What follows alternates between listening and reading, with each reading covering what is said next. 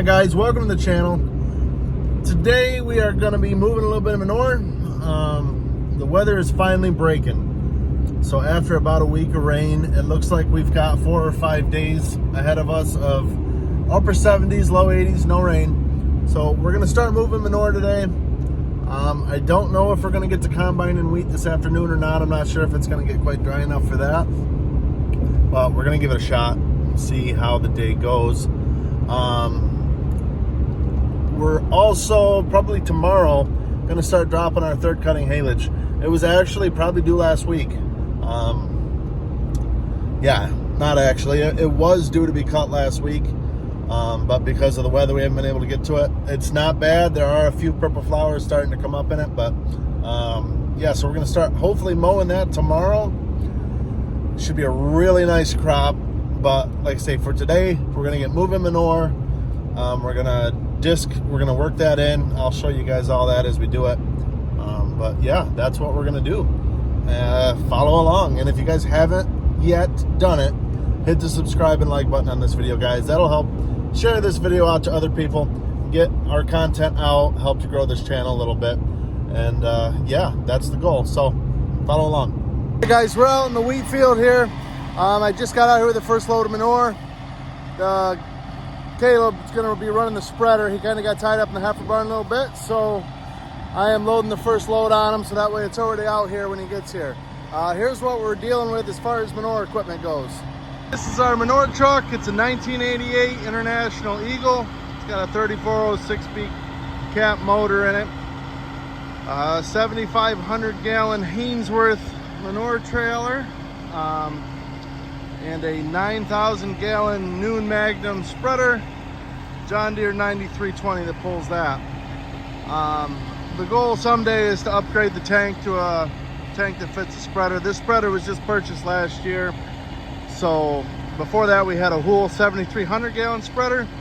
So this tank matched up with the Hool very well, but this doesn't work that bad. I mean, all our ground's pretty close to home, so a smaller tank's not the end of the world, but definitely something we're looking to upgrade in the near future. But this Hainsworth tank is all controlled on the remote, so I can do it from in the cab, I can do it from out here in the field. We'll show you guys that once it gets empty here, but that makes it really handy. Here's the field. I think this field's right around 25 acres. Up there is the disc, 9420 with a 30-foot Pottinger speed tiller on it. Incorporates the manure in pretty nicely. Yeah, generally this truck will unload in about 2 minutes, so we should be getting there pretty quickly.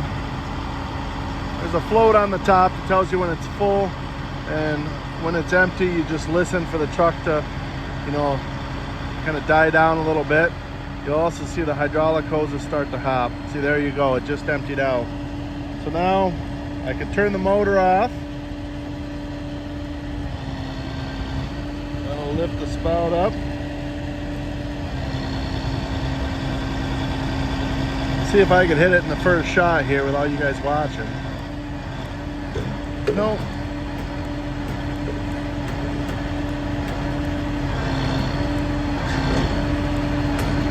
And then you can close the knife valve in the back and you're good to go. All right, guys, we're gonna go ahead and empty the spreader for him too. I'm not sure how long it'll be tied up, so we're just gonna go ahead and empty it for him. Nice little change of scenery anyways. Usually I'm the guy in the truck. I don't run the tank very much, so it's kind of fun.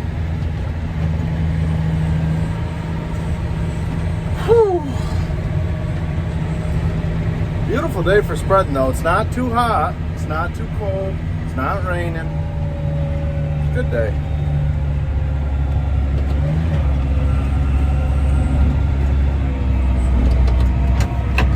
So, just kick the PTO on. See, it does a nice spread. We're gonna lay it on probably targeting 8,000 to the acre. That's kind of what we do generally on our wheat ground. What we're gonna do with this stuff is we'll end up disking it in. We'll let any volunteer wheat that we have germinate over the next couple weeks. Then we'll come in and spray it with Roundup just to try to kill that weed off. We'll come in, we'll disc it again. By then, hopefully any root balls or the wheat, it'll start to be broken down. So we'll come in, we'll disc it again, drill it. We're just gonna be putting straight alfalfa in. So we'll drill that, and then we'll come in with a smooth roller and roll after the seeding. So that's what our plan is, though. As you guys saw in our last video, plans don't always go as accounted for, but that's what we're going to try to do anyways.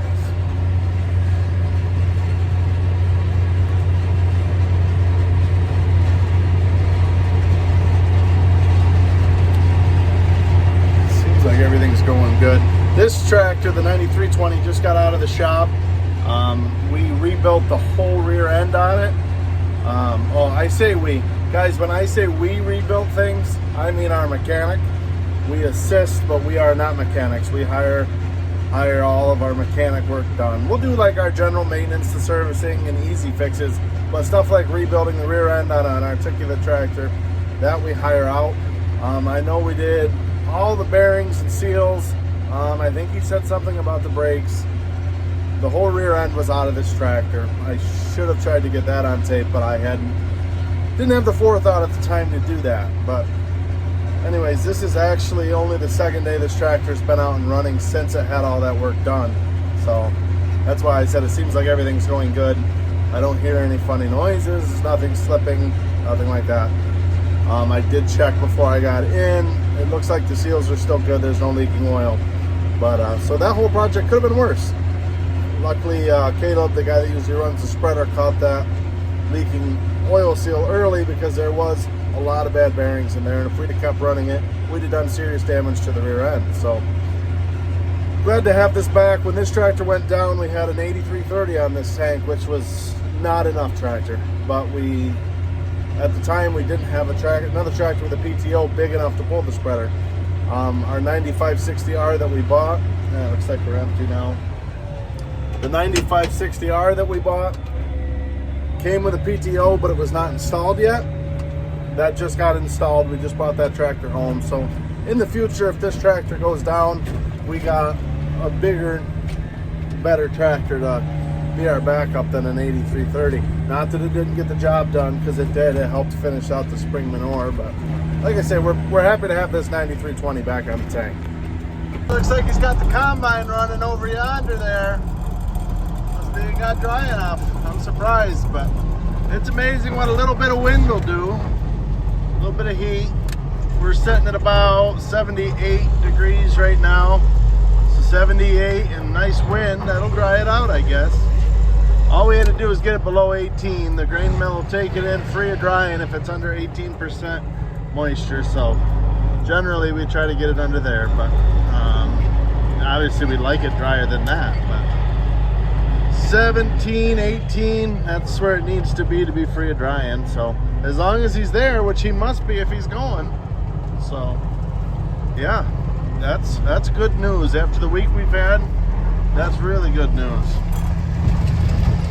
See if we can hit the pipe first try. Everybody watching here.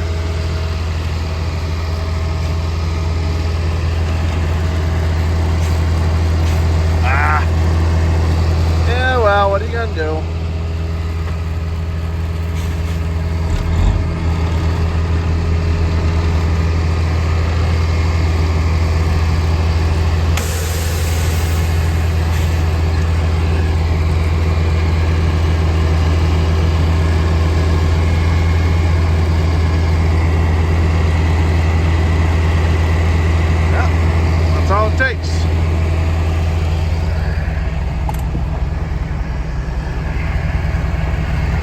Someone just left with the 4040 and the tedder, so they're headed out to shake that straw out nice. Tyler's on his way out. He's going to run the 9420 in the disc a little bit, work this stuff in so we don't got to stop to do that.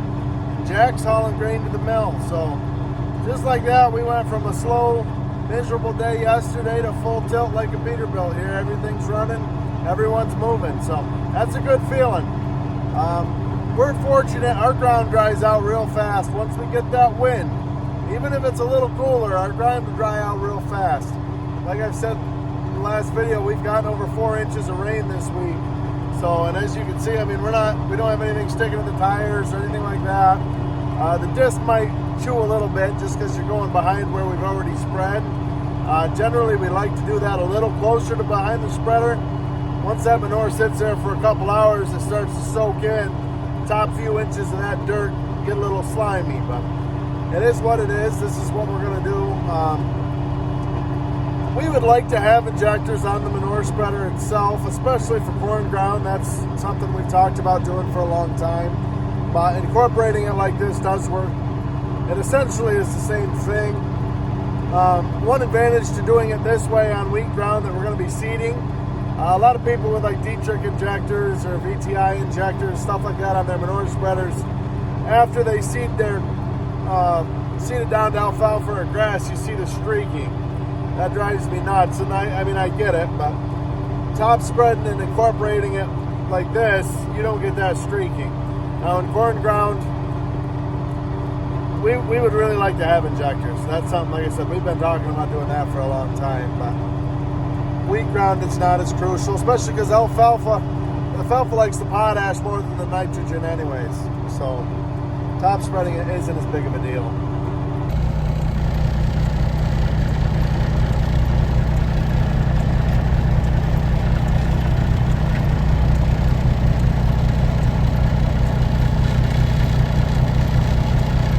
Nice looking pair of 20 series deers right there. So this is what it looks like after one pass with that disc. You know, freshly spread manure, so it's plenty wet. But yeah, we'll let this sit until probably August 10th. We'll come in and spray anything that was germinated. Come in, disc it one more time. That'll be a real good finish. Giving it that time, these clump balls all kind of break down and they'll soften out, but and here he comes now. Yeah, this machine does real good. The only thing that it's a bit of an issue is when it's wet like this, the rubber roller in the back has scrapers on it. Sometimes they'll build up a little bit. That's not the end of the world. It's not really a big deal. I suppose I could go down through and take all the strippers off, but then you're risking all of the divots in the roller filling in with mud, basically making a smooth roller, and that's not what we want either. So as long as it's not hurting anything, it's not that big of a deal.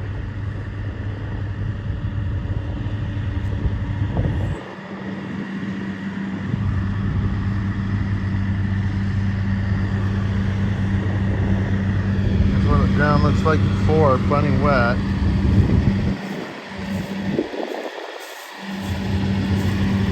Filling up the spreader. He's probably about empty, but, or I'm about empty, I should say.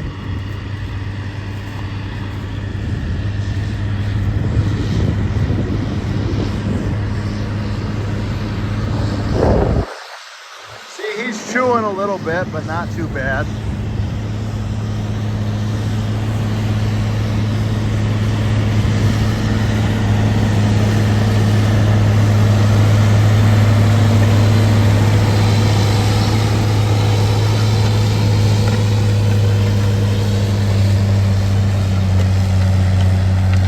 I see what I mean by that roller building up there, but it's still doing its job, so we'll just keep rolling along here. Hey, I got a little bit of seat time here. Tyler had to run back and bet a group of cows, so I hopped in here. You can see it chews a little bit, but it's doing a nice job incorporating it. The key is you got to keep that rear roller from bugging up, that's all. You see it start to scrape, you better stop and back up and just kind of clean those scrapers out, because once that plugs, you basically have a 30-foot bulldozer back there. You're never going to pull that. So just got to know how to fine tune it, know right where to have it. Once you get that figured out, you're golden. And right here, these two dips here, we don't We don't spread there just because the runoff. This guy's got a pond right below his house. Definitely don't want to have manure leach down into that. So you can kind of see the line right here. We cut the 2 dips off. Pulls a lot nicer through here. That's to be expected. Guys, that's a wrap for this this field. You see, I'm just out here disking a little bit here, just what little bit was left. Again, this is where we're going to spread because it slopes right towards those people's houses. They got a pond, they got a well, they got all that stuff. We'd rather not even risk, you know, contaminating any of that stuff. So I'll just leave that standing and just what we've spread. But from here, we're going to head up. Like I said, the combine's running, baler's running, rakes running, tedder's running. We got guys hauling to the mill. So I don't know which of those duties I will be taking over, or if we'll need to haul some, you know, haul bales home, or what we'll need to do. But I'm gonna park this, take the truck back to the farm, and see what we got to do next. We're out here picking up bales now. Tyler's in the old 79 International, and I'm in our 6-wheeler flatbed here. The newer straight trucks are all hauling grain, so these old girls get it done hauling the straw bales back. Caleb's loading us. Todd's down here baling. Combine's down here. It's tough though. I mean, you see this wheat is just flat out in there, but you get a heck of a view from this field though. Let the 79 go. ET 466. Guys, the baler's currently broke down. It is 5:45. There's a mystery spring. Got to figure out where that came from. It's not tying bales. Yeah. So we got all the bales picked up out of the field. They're all stacked in the barn. We're gonna go see if we could figure that out. Chances are we're shut down for the night no matter what, because even if we figure out where the part goes, what the part is, the dealerships are all closed down for the night now. So it's part of farming, I suppose. The good news is they took the chance of rain away for next Tuesday, Wednesday. So now there's no rain in the 10-day forecast, 80s right on through. So he's still combining. Mill's open till 7, so we can get at least another couple loads delivered to the mill tonight. And if we don't finish combining tonight, we'll easily be able to finish tomorrow, pending breakdowns or any catastrophes, and we'll get the baler back up and going. We still got a lot of baling to do, but the stuff's got to get dried out, and the baler's got to run. The stuff he's combining today was more than able to be baled, but that stuff that I showed you guys in the last video that was so wet on the bottom, they went through and tedded that out. Hopefully that'll all dry down, and by tomorrow we can get that picked up as well. So this is going to do it for the video today, guys. Again, if you guys haven't already, please hit the like and subscribe button. Help share this video out. We'll see you guys in the next one.